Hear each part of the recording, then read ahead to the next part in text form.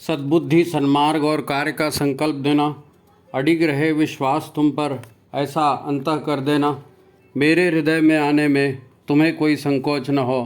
हे गुरुदेव, मुझे नज़रों से दूर कभी न होने देना।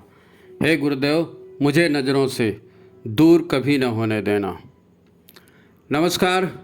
गायत्री चिंतन धारा के सतत प्रवाह में आप सभी का स्वागत है।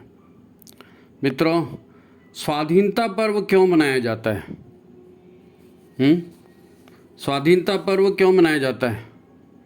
इसलिए मनाया जाता है, वो कहते हैं ना, पराधीन सपनेहु सुख नाही। अगर आपको सुख चाहिए, समृद्धि चाहिए, विकास चाहिए, तो ये गुलामी में नहीं हो सकता, है ना। गुलाम या पराधीन व्यक्ति का समाज कभी उन्नति नहीं कर सकता, सुखी समृद्ध नहीं हो सकता। जब शक्तिशाली और संगठित लोग अपनी कुटिल चालों से, षड्यंत्रों से दूसरे की धन संपत्ति, दूसरे के महिला वर्ग पर अधिकार जमाते हैं, उनकी स्वतंत्रता पर तरह तरह के बंधन लगाते हैं, और ये बढ़ते जाता है, क्योंकि सज्जन तो कभी एक साथ आते नहीं हैं। वो यही कहते हैं, हमको दुनिया से क्या लेना देना है, हम किसी से बैर नहीं रखेंगे, हम किसी से दोस्ती नहीं रखेंगे। लेकिन ये नहीं होता, ये नहीं होता, और सज्जन अकेले अकेले पड़ जाते हैं, इसलिए उनका प्राय विनाश होता है। और दुष्ट संगठित होते हैं, इसलिए उनकी विजय भी होती है ना। तो मानवता दुखी और त्रस्त इन्हीं कारणों से होती है कि दुष्ट संगठित होकर के ये सारे काम करते हैं, तो जीवन बिल्कुल नरक बन जाता है। लेकिन संघर्ष भी उसी समय शुरू होता है, जब पीड़ा बहुत ज़्यादा बढ़ जाती है, तो लोग उससे मुक्ति चाहते हैं। सज्जन शक्तियाँ ईश्वरीय सहायता के लिए पुकार करती हैं, है ना, और ईश्वर भी अवतार लेते हैं। दुनिया का यही इतिहास है, जब से दुनिया बनी है ऐसा ही होते रहा है। अनुशासनहीन, दुष्ट प्रवृत्ति के, लूट खसोट करने वाले, इन्हीं को तो दैत्य राक्षस कहते हैं ना। दैत्य राक्षस इन्हीं को कहते हैं। तो इन्हीं के बीच में संघर्ष का इतिहास, मानवता का इतिहास है। राम, कृष्ण, हनुमान आदि ने अपने अपने काल में, है ना, सज्जनों की जो है सुख समृद्धि के लिए, सज्जनों के उत्थान के लिए यही सब किया है। और इसीलिए सज्जनों को क्या करना चाहिए, उसके लिए वेदों ने घोष वाक्य रखा है। वेद कहते हैं, वयम राष्ट्रे जागृयाम पुरोहिता, वयम राष्ट्रे जागृयाम पुरोहिता। शांति कुंज के पवित्र सप्तऋषि क्षेत्र में गुरुदेव ने वेदों में उल्लिखित ये घोष इसीलिए लगा कर रखा है कि हम उस महान परंपरा के लोग हैं, हम उस महान परंपरा के लोग हैं। हम श्री राम और श्री कृष्ण के वंशज हैं, है नी, जिन्होंने ऋषि परंपरा को सुरक्षित किया, आसुरी तत्वों से सुरक्षा दिलाई समाज को, है नी, अपना जीवन लगा दिया। शस्त्र और शास्त्रों से देव संस्कृति की रक्षा का उन्होंने बीड़ा उठाया और ये काम करके दिखाया। स्वर्णिम इतिहास रच दिया, स्वर्णिम इतिहास रच दिया, है नी। स्वयं श्री राम शर्मा आचार्य जी भी देश की स्वाधीनता के प्रखर सैनिक रहे हैं, है ना।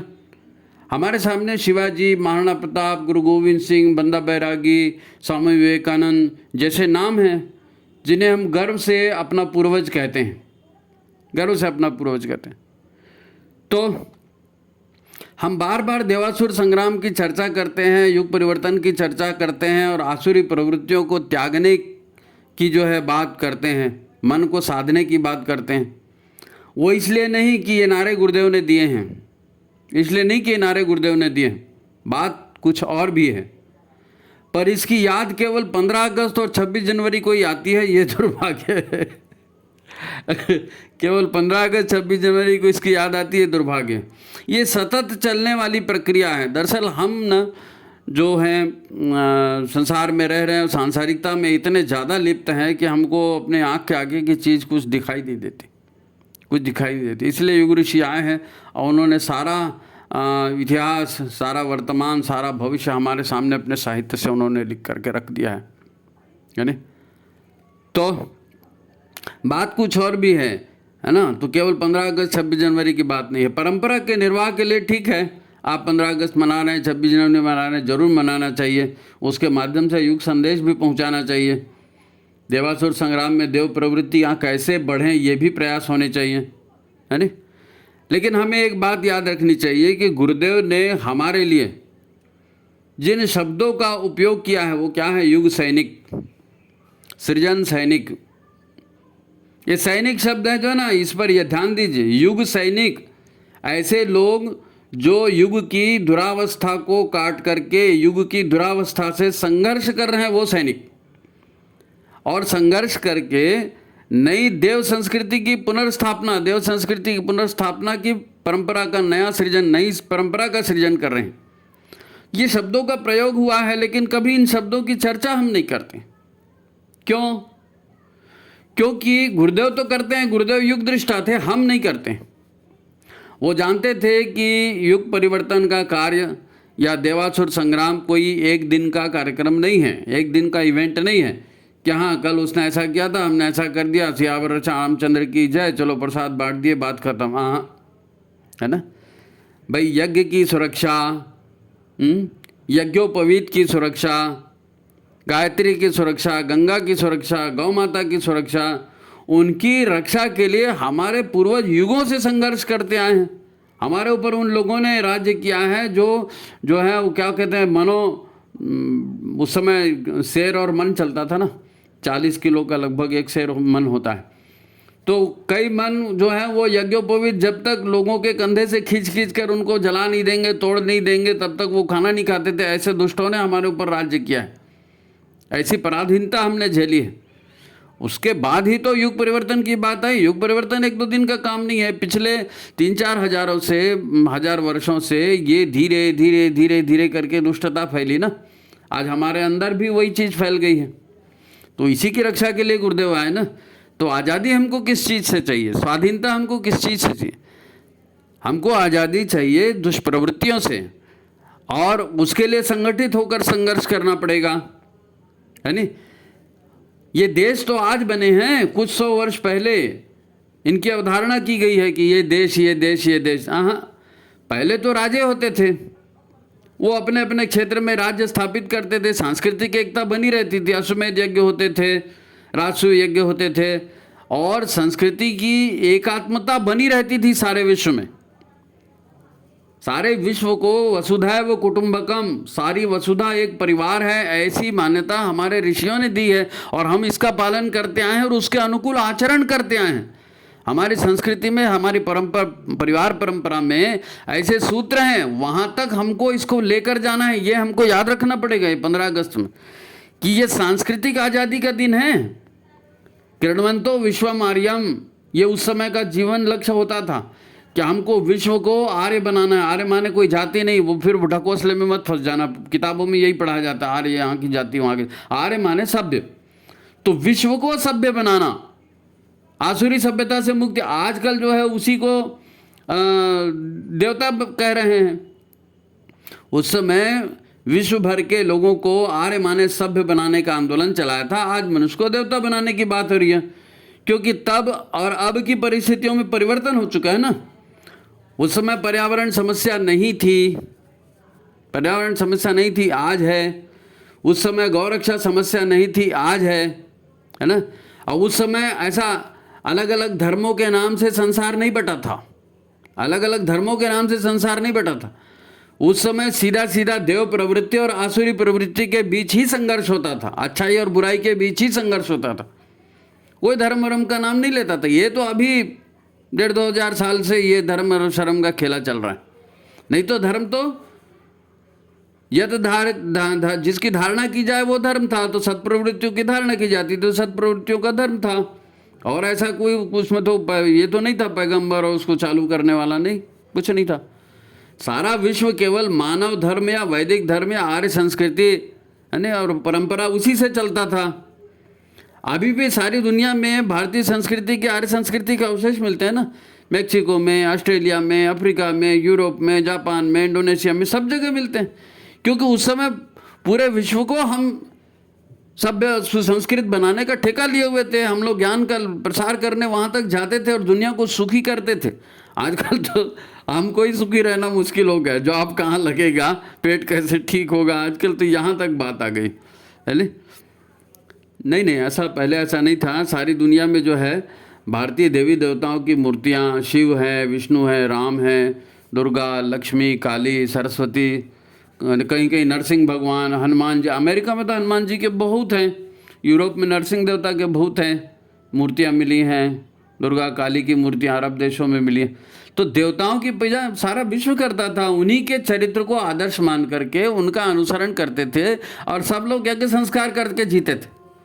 सारे विश्व का ये स्वरूप था। अब हमको पढ़ाया नहीं गया, वो बात अलग है, लेकिन गुरुदेव ने तो लिखा है ना, समस्त विश्व को भारत के अजस्र अनुदान।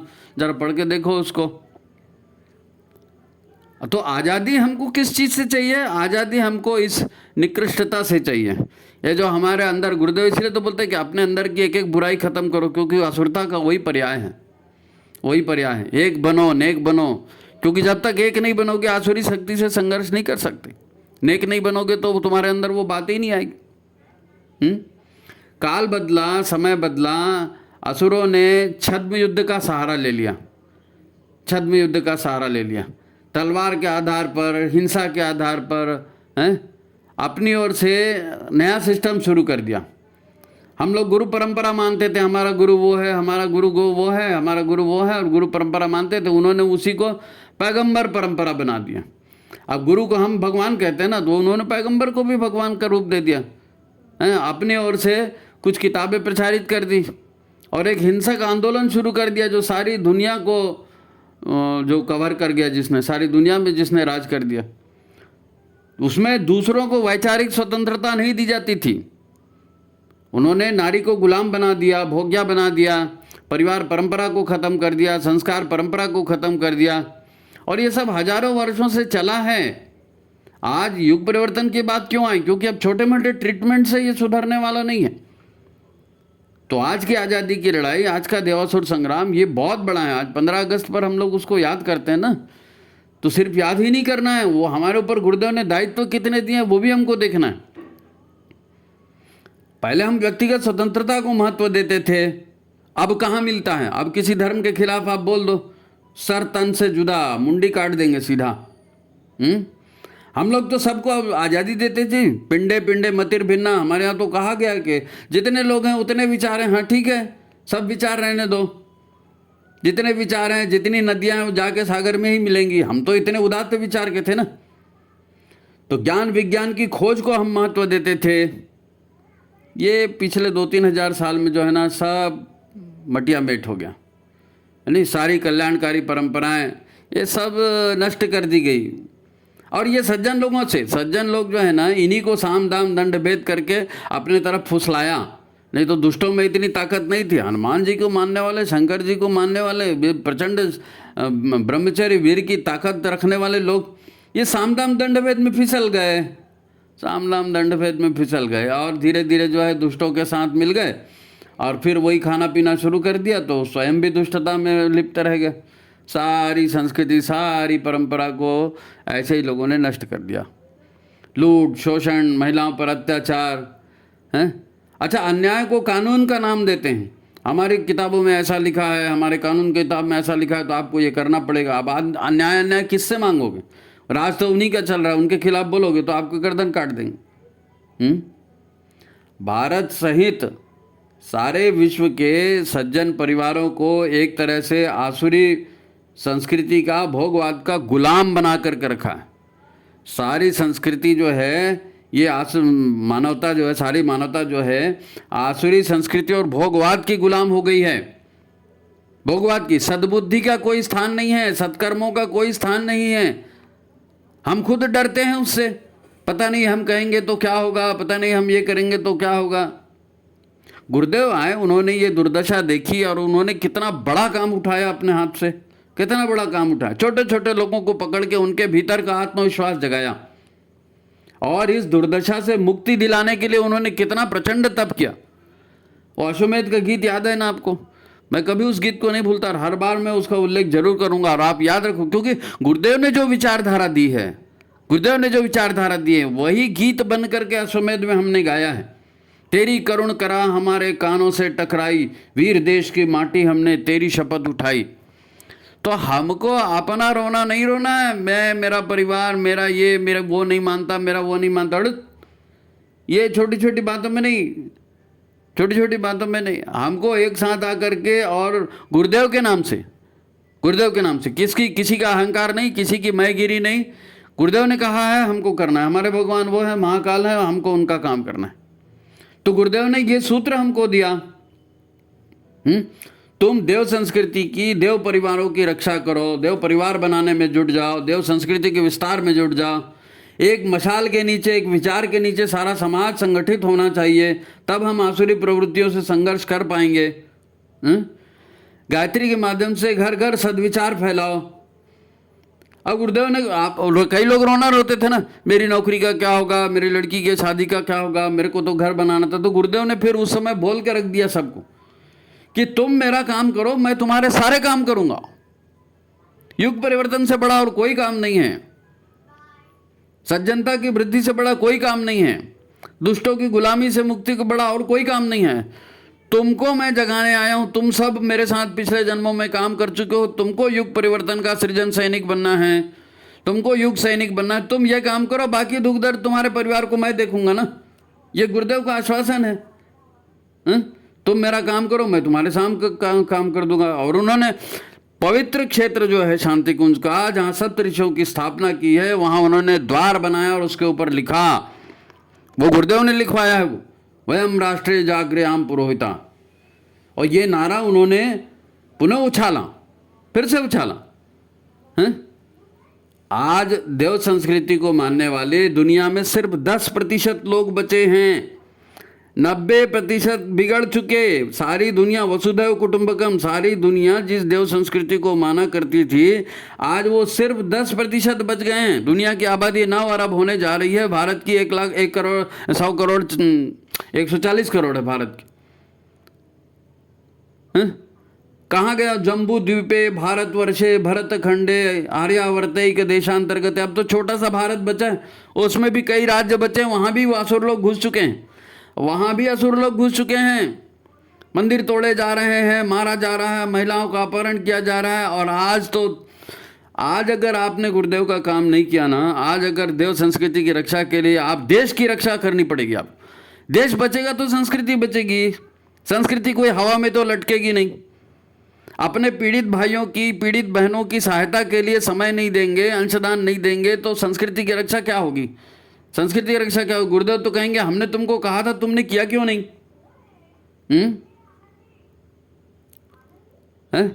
भाई आपके सोचो ना, पहले जो आर्यावर्त था, भारत भूमि था, वो हो गया हिंदुस्तान, और फिर हिंदुस्तान का बन गया इंडिया।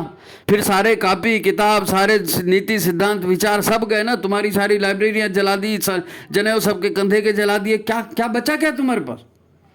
इंडिया इंडिया आज तक इंडिया थे, तो अभी कुछ वर्षों से अब भारत की सरकार ने जो है वो इंडिया का नाम बदल के भारत किया है, क्योंकि संस्कृति पुनर्स्थापना संस्कृति की करनी है। अच्छा मनुष्य संस्कारों से बनता है, संस्कारों के लिए संस्कृति की रक्षा करनी पड़ती है, उसके लिए भूमि भी चाहिए, देश बचाना जरूरी है। आज देश की आज़ादी की वर्षगांठ मना रहे ना, देश नहीं बचेगा तो संस्कृति के हवा में लटकेगी। तो दुष्टों ने मानवता की लड़ाई को धर्म का नाम दे दिया है। आपको उस छलवे में भी नहीं रहना है, उस छलवे में भी नहीं रहना है, मानवता की रक्षा के लिए करना है। धर्म, ये धर्म वो धर्म, धर्म कौन से 50 होते हैं जी? मनुष्य है तो मनुष्य का धर्म एक ही है। जिस रिश्ते में है, पिता है तो पिता का धर्म, माता है तो माता का धर्म, गुरु है तो गुरु का धर्म, शिष्य है तो शिष्य का धर्म। वो धर्म नहीं, ये असली धर्म है जो हमारे गुरुदेव ने बताया, जो हमारी संस्कृति बता रही है। तो उसके बहकावे में नहीं आना। नहीं हमने साहब धर्म बदल दिया, तो धर्म बदल के आदमी से कुत्ता बन गए क्या? मनुष्य का धर्म निभा छोड़ के कुत्ते का धर्म निभाना है कि सुअर का धर्म निभाना है? मनुष्य का धर्म निभाना है। मनुष्य देवता बने बने ये धरती स्वर्ग समान, ये हमारा नारा है। तो इस लड़ाई को समझिए, ये स्वाधीनता की लड़ाई खत्म नहीं हुई है, ये देवासुर संग्राम खत्म नहीं हुआ है। मैं मेरा के चक्कर से बाहर आइए, और संस्कृति रक्षा का ये स्वाधीनता दिवस है, इसको याद रखिए आप। ठीक है 15 अगस्त है, ठीक है आप तिरंगा लहरा रहे हैं, अच्छी बात है, लेकिन ये प्राण फूकिए जन जन में, जितने लोग इकट्ठे होंगे स्वाधीनता दिवस के नाम पे, उनके पास ये संदेश पहुंचाइए कि संस्कृति की लड़ाई, संस्कृति के रक्षा की लड़ाई ये तो शुरू हुई है। संस्कृति की पुनर्स्थापना का पूरा काम बचा है और गुरुदेव हमारी ओर देख रहे हैं कि मैंने जिनको बताया, मैंने जिनको पढ़ाया, मैंने जिनको आगे बढ़ाया, वो क्या कर रहे हैं। करना हमको है। गुरुदेव का ध्यान करें, गुरुदेव का काम करें, गुरुदेव आपकी पूरा काम करेंगे। नहीं तो फिर गुरुदेव ने कहा ना, युग परिवर्तन होगा कब? तो मनुष्य जब चाहेगा तब। हमको चाहना पड़ेगा, हमको करना पड़ेगा। गुरुदेव ने सारा सरंजाम जुटा दिया है। 15 अगस्त का दिन है, स्वाधीनता का दिवस है, तो स्वाधीनता इस ढंग से मनाई जानी चाहिए। स्वाधीनता इस ढंग, सांस्कृतिक आज़ादी, सांस्कृतिक आज़ादी। तो आज का ये अचानक बना है ये वीडियो, अचानक ये बात आई कि भाई आपको ये वीडियो बना करके देना है। और ये सारा जो कुछ भी बताया गया तामझाम ये आनंद फानंद में हुआ है, लेकिन मूल संदेश हमने दे दिया है गुरुदेव का। ये एक महाकाल का संदेश है और इसीलिए हमने जन्म लिया है, इसीलिए गुरुदेव आए हैं। तो ये काम तो हमको पहली प्राथमिकता से करना ही पड़ेगा। ये एक दूसरे से मनमुटाव और उससे वो बात नहीं कर रहा है, उसको ये नहीं कर रहा है, ये नहीं, ये सब छोड़ो। एक मशाल के नीचे आओ और भिड़ जाओ। देश की एक एक इंच ज़मीन की रक्षा करनी है, आसाम की रक्षा करनी है, बंगाल की रक्षा करनी है, केरल की रक्षा करनी है, कश्मीर की रक्षा करनी है, राजस्थान के हर प्रांत की रक्षा करनी है। अगर यहाँ देव संस्कृति मजबूत होगी तो फिर से दुनिया में जाएगी। देश बचेगा, हम बचेंगे। देश बचेगा, हम बचेंगे। आज का ये संदेश यहीं पर समाप्त करते हैं। मित्रों, ज़्यादा से ज़्यादा इसको लाइक करिए, शेयर करिए और लोगों तक पहुँचाइए, लोगों तक पहुँचाइए। तो सभी को प्रणाम, नमस्कार।